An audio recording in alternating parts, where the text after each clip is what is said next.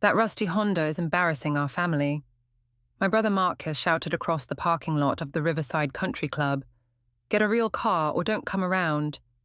I looked down at my keys, then back at my 2014 Honda Civic. It wasn't rusty. I kept it in excellent condition, but it certainly didn't fit in among the BMWs, Mercedes, and Porsches that filled the lot during our monthly family gathering. "The car runs fine, Marcus," I said quietly. "That's not the point." His face was red with embarrassment. "Do you see what everyone else drives? Do you understand that people judge our entire family based on appearances?" Our sister Victoria nodded in agreement from beside her gleaming white Range Rover. "Emma, you're 31 years old. It's time to grow up and invest in something that reflects your status." "What status?" Marcus laughed bitterly. "She works at some little non-profit making $30,000 a year. At her age, I was already driving a Porsche and living in a penthouse. Let me back up and explain how we'd gotten to this point. Our monthly family gathering at Riverside Country Club had started 3 hours earlier, and it had been a disaster from the moment I pulled into the parking lot. Dad had been waiting by the entrance, checking his gold Rolex with visible impatience. "Emma, you're 20 minutes late. Sorry, Dad. I got caught up finishing a project proposal." "Another one of your computer projects?" Victoria had asked dismissively as she walked up in her designer heels and $2,000 dress. "How are the keyboard lessons going? I teach comprehensive technology skills to underprivileged children." "Right charity work," Marcus had chimed in, straightening his $500 tie. "When are you going to get serious about building a real career?" Inside the club, the interrogation had begun in earnest. We'd been seated at the family's usual table in the main dining room, surrounded by the city's elite business families. The Hendersons were at the next table. He was the mayor. She owned 3 boutique hotels. The Pattersons sat across the room. Both were surgeons who'd built a private practice empire. The Williams held court near the windows, real estate moguls who developed half the city's upscale neighborhoods. "Look around, Emma," Mom had said, gesturing subtly at the other families. "These are successful people. Their children drive appropriate cars, wear quality clothes, live in respectable homes." "I live in a perfectly good home, a starter house in Millbrook," Victoria had scoffed. "That's where college graduates live for 2 years, before moving up to something better." "Some of us care more about mortgage-free living than impressing neighbors," I'd replied. That's when Marcus had really gotten started. "Mortgage-free, Emmy, you're 31. You should be building wealth, not just avoiding debt. You should be investing in appreciating assets, not just scraping by." "I am investing in what? Your Honda?" Victoria had laughed. "That thing is 10 years old. It's 7 years old, and it's reliable." Dad had shaken his head sadly. "Sweetheart, we're trying to help you understand something important. Success isn't just about being comfortable. It's about building something impressive, something that commands respect." "Like what Marcus has built?" I'd asked. Marcus had smiled proudly. "Exactly. I'm a senior partner at Henderson, Morrison and Associates.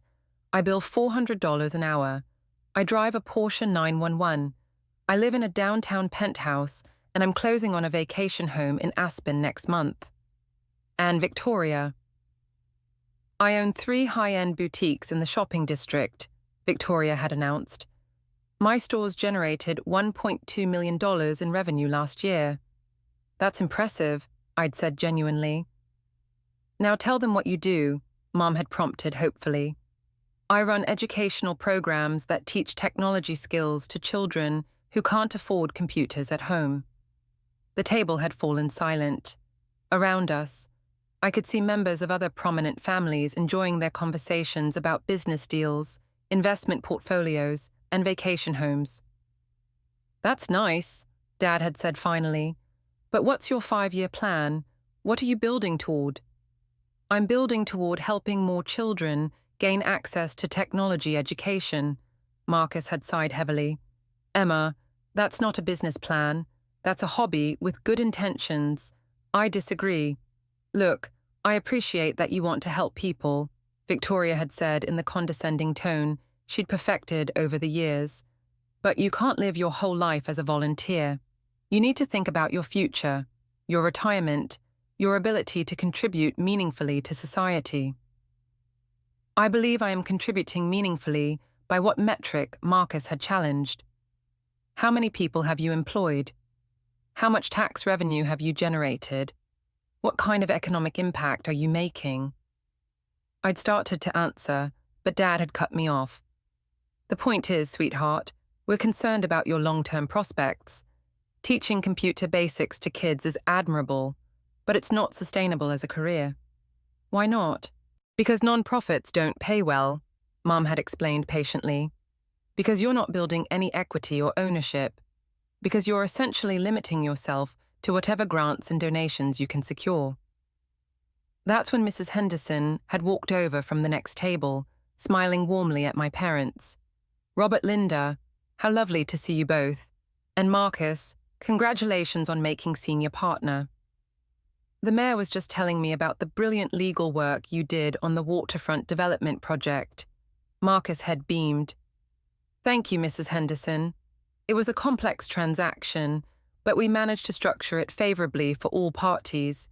And Victoria, I adore what you've done with your newest boutique. The window displays are absolutely stunning. Thank you so much. We're actually expanding into accessories next quarter. Mrs. Henderson had then turned to me with polite interest. And Emma, your parents are always so proud of you. What field are you in? The table had gone quiet. I could see my family tensing, waiting to see how I'd handle the question. I work in educational technology, I'd said simply.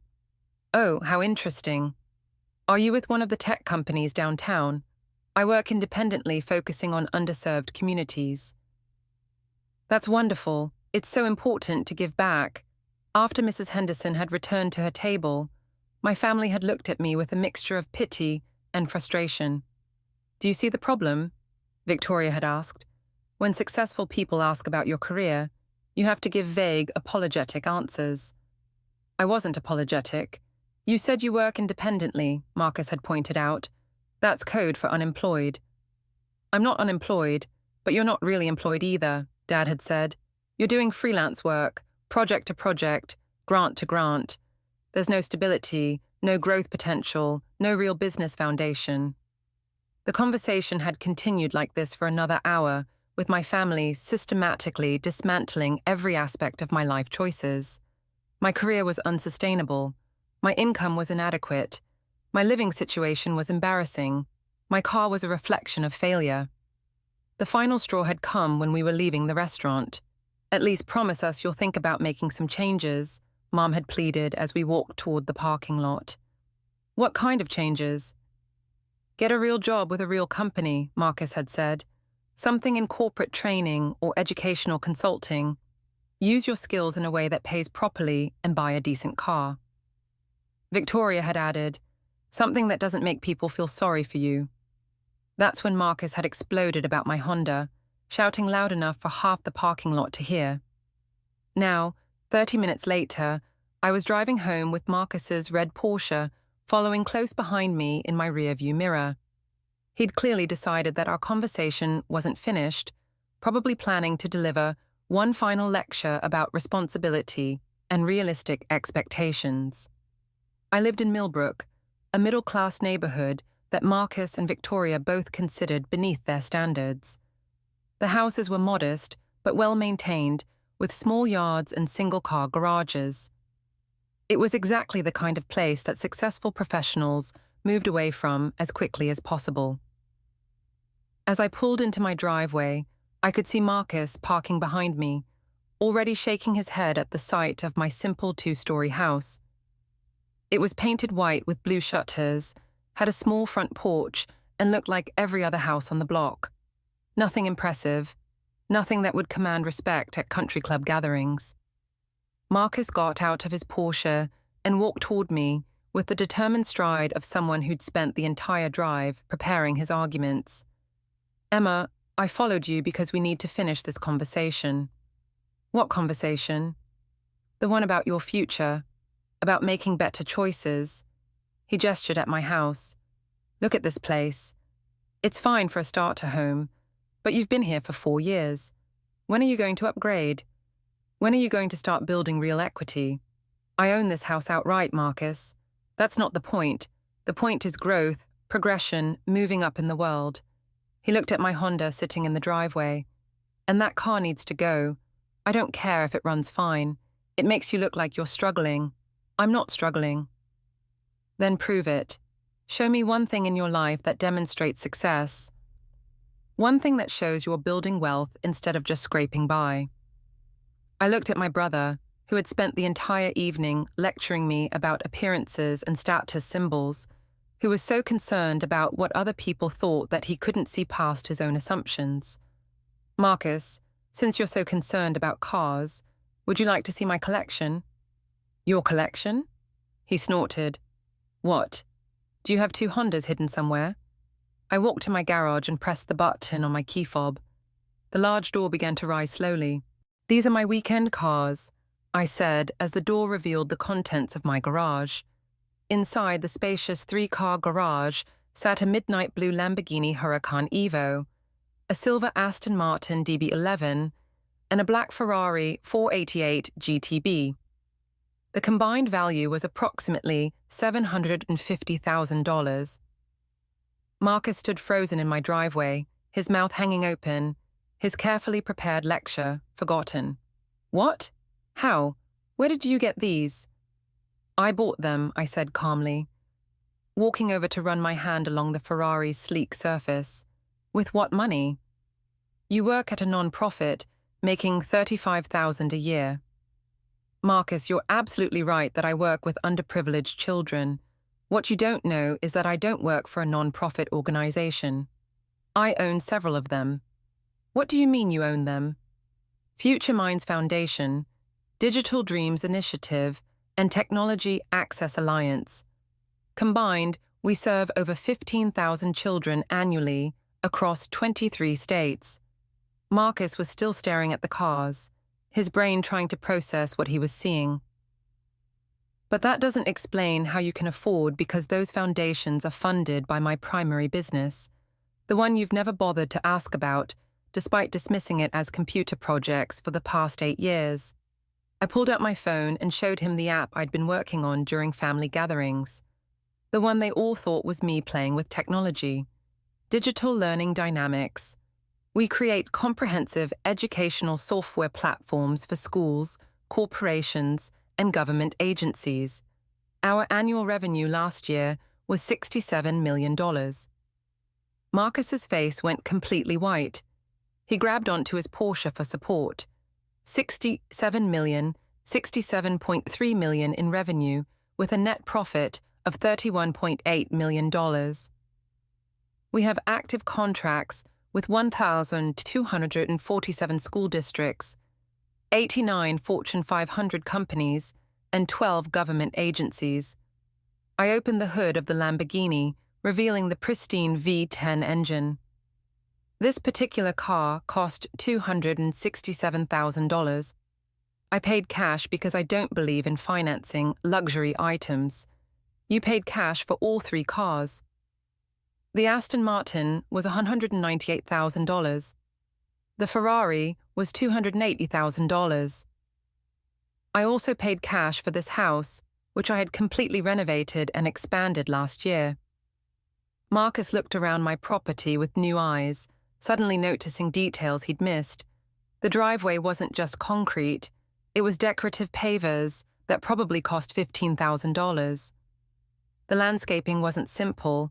It was professionally designed and maintained. The garage wasn't standard. It was oversized and climate-controlled. Emma, I don't understand. If you have this much money, why do you live so normally? Because I value substance over appearances. Because I'd rather invest in my business and my charitable work than in impressing people at country clubs. But the Honda gets excellent gas mileage, is reliable, and doesn't make me a target for theft or carjacking. It's practical daily transportation. I walked him around to the side of the garage where he could see into my home office through a large window. Inside was a technology setup that would make most corporations jealous. 12 large monitors arranged across 3 workstations, servers humming quietly in a climate-controlled rack, and equipment worth at least $150,000. This is where I built Digital Learning Dynamics. This is where I manage contracts worth tens of millions of dollars. This is where I design educational programs that are transforming how children learn technology skills. Marcus pressed his face against the window, staring at the sophisticated setup. But you never said anything. You let us all think you were just doing charity work. I'm doing charity work. That's the point you're missing.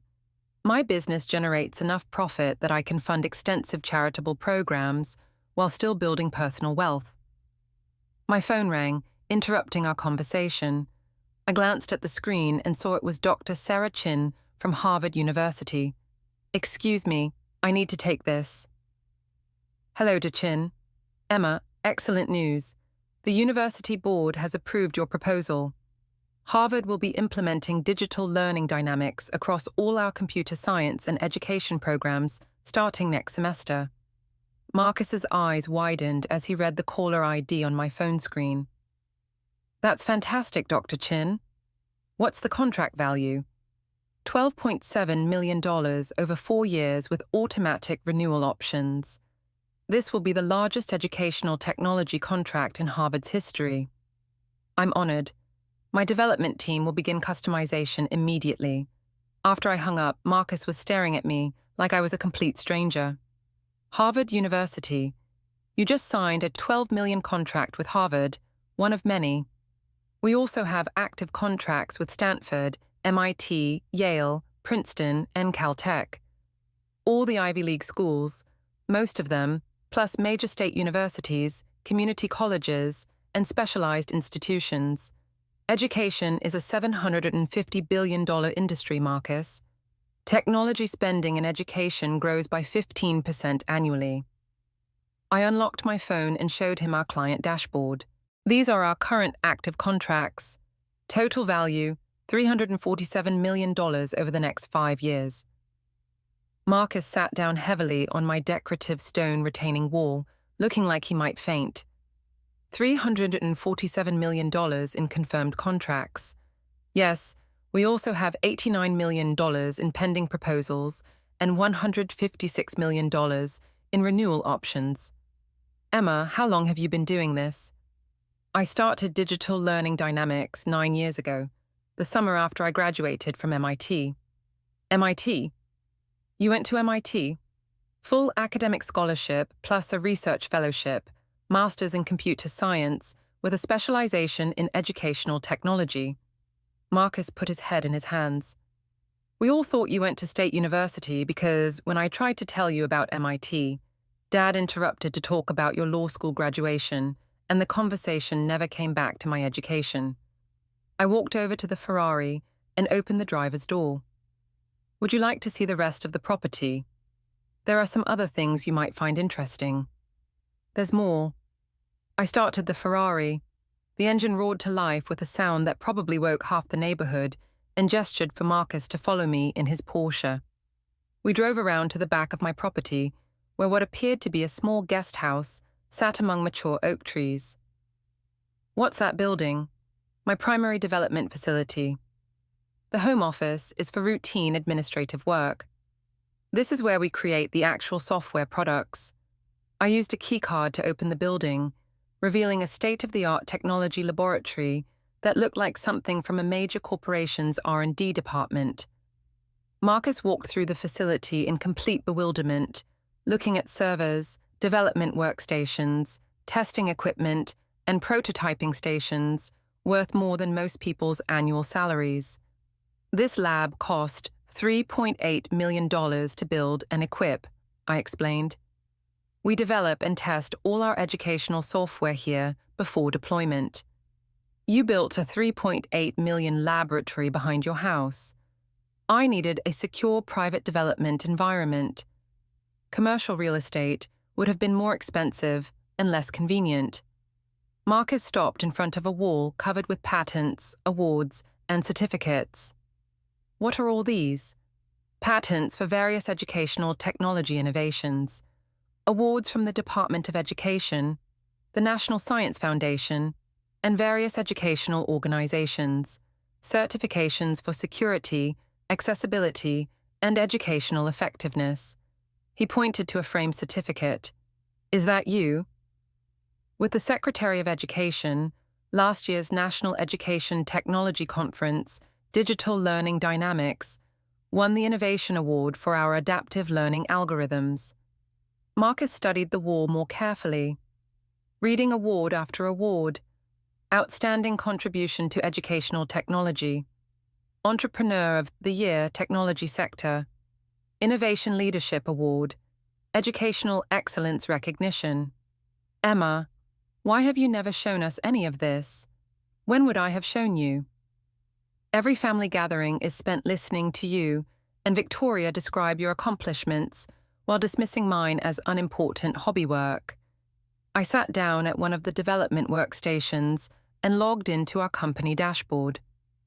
These are our real-time business metrics. Currently, 1.3 million students are actively using our learning platforms. Our software is deployed in 47 states and 18 countries. Today's revenue will be approximately $290,000 per day. Per day.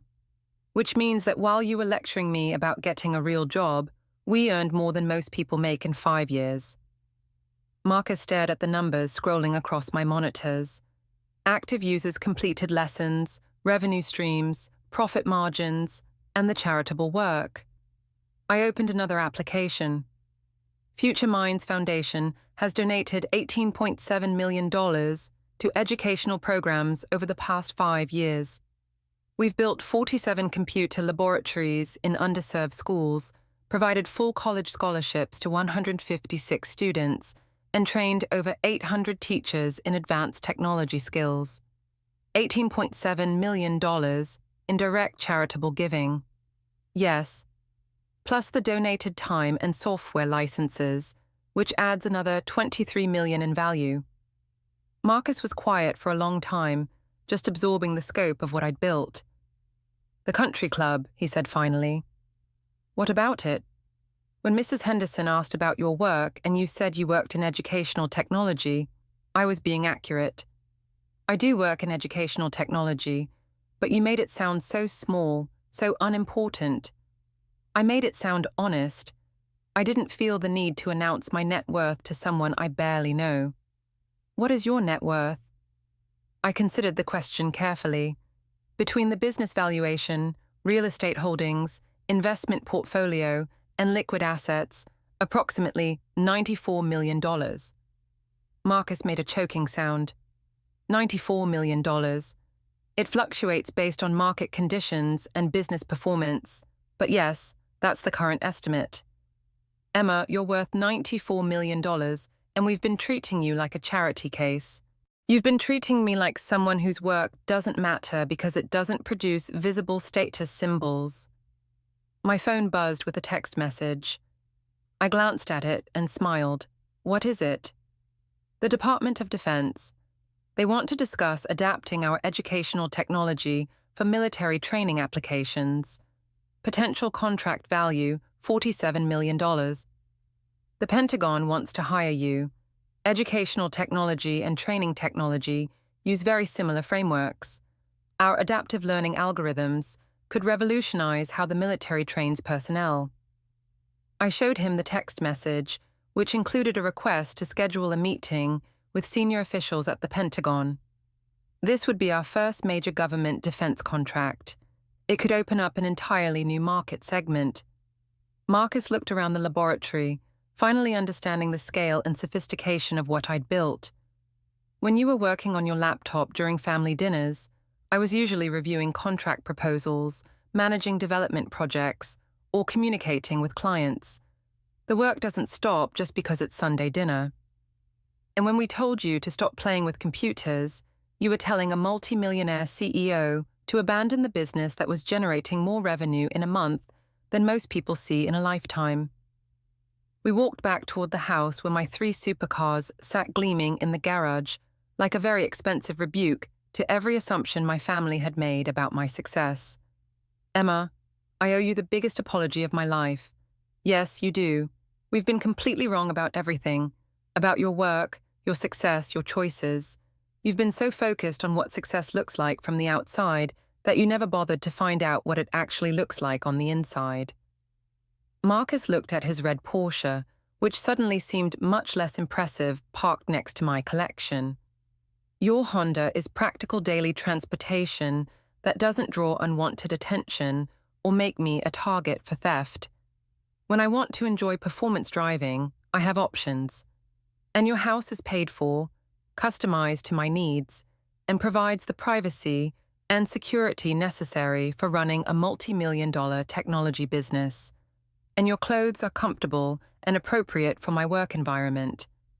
I don't need designer labels to validate my success. My phone rang again. This time it was my CFO, Janet Rodriguez. Hi, Janet. Emma, I wanted to give you the final numbers for Q4. Revenue was $21.4 million, up 43% from last quarter. Net profit was $12.8 million. Marcus's jaw dropped as he overheard the numbers. Excellent.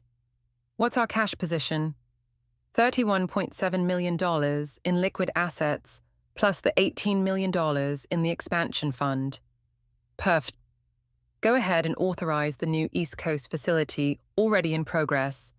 The Boston Development Center will be operational by March. After I hung up, Marcus was staring at me with something approaching all $31 million in cash, operating capital.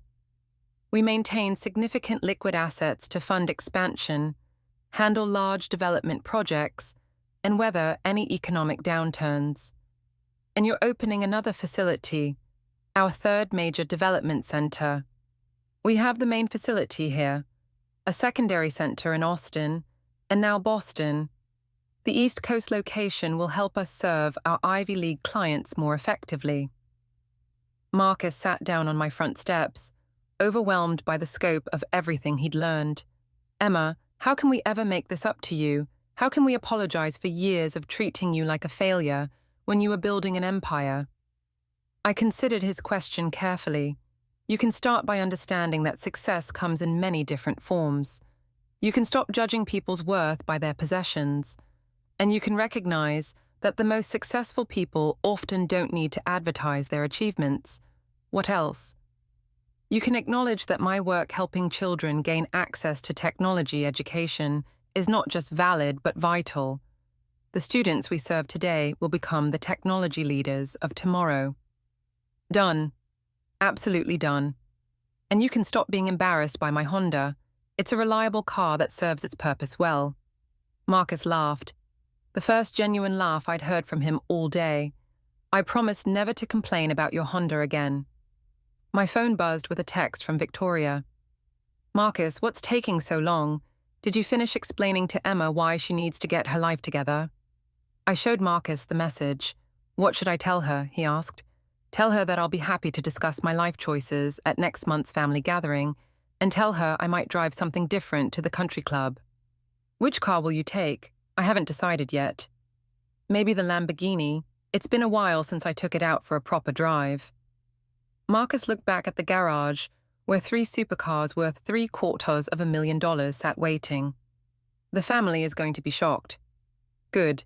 Maybe next time they'll ask questions about people's lives instead of making assumptions. As Marcus prepared to leave, he turned back to me one more time. Emma, can I ask you something personal? Sure. When I was shouting at you about your car being embarrassing, what were you thinking?